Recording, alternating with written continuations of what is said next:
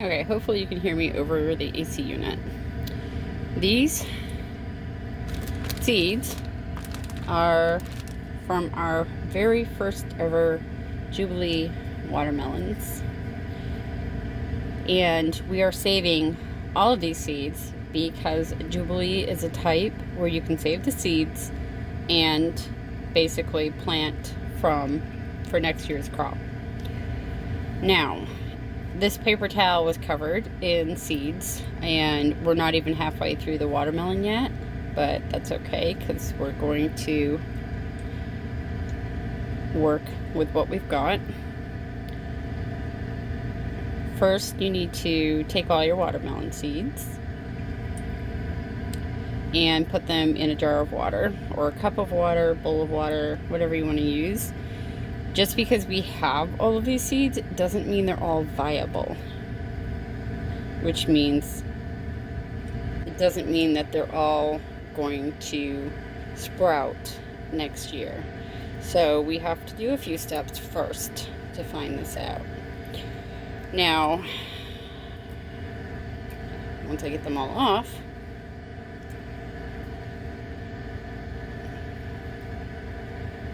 we need to save more of the whiter seeds, but we kind of didn't. These are obviously full of watermelon meat, so to speak, which was very good, by the way. So they do need to be washed. So we're going to put them in here and stir them around, and we're going to leave them overnight. If you see all the seeds on the bottom, those are going to be the viable seeds. All the seeds floating on top are probably not viable. So just giving a look at it, that's about a 50-50 rate, and you can see all the watermelon in there as well. So what we're going to do is every time we eat watermelon, we're going to do this. So it's going to take some time to go through all the seeds. We're going to save all the seeds that we can, and we're going to do the whole washing in the jar, and I'm going to let them sit in here. You're going to read some various interpretations of this. Some say a few hours, some say a couple days. We're just going to go overnight. So every once in a while we're going to give them a stir to get them washed off in the water, and wait for the seeds to separate. And unfortunately, I just realized my water is warm because we're hooked to the hose. The sun has heated the water. Hopefully I just didn't kill my seeds. If I did, I still have over half a watermelon left. But once all of these are done, you're going to lay them out on a screen or a paper towel on top of like maybe a cookie sheet.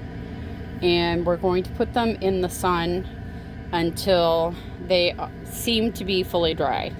Watermelon seeds are quite thick, so we don't want to rush this, otherwise we're going to have moldy seeds. Once they're dry in the sun, I'm probably going to leave them out all day because the sun's pretty hot, so it should dry them out fairly quickly unless there's high humidity. Your drying time is going to vary based on sun strength and humidity.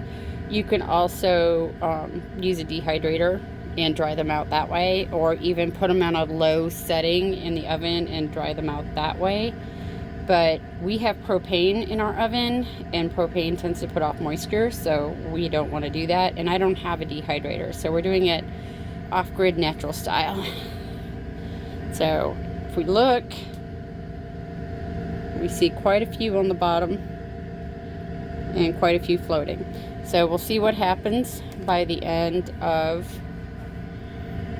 our washing journey. Hopefully we'll get quite a few seeds out of it. You can use I personally would not use seeded watermelon from the grocery store unless you know that it is a type that you can save seeds, because some of the hybrid types that you would get in the store, you can't really reuse the seeds. Some you can, some you can't. If you can find out the type of watermelon it is, then you can look up that particular type and figure out whether or not that will work for you. These are Jubilee watermelons. I bought the starts because it was too late to plant them from seed when I started my garden. So I bought starts, and I know that Jubilees you can save. So we're going to give this a shot and see how many seeds we get. And I'll probably update that in a different video. So if you want to give this a shot, go grab a watermelon and get to work. Have a great day.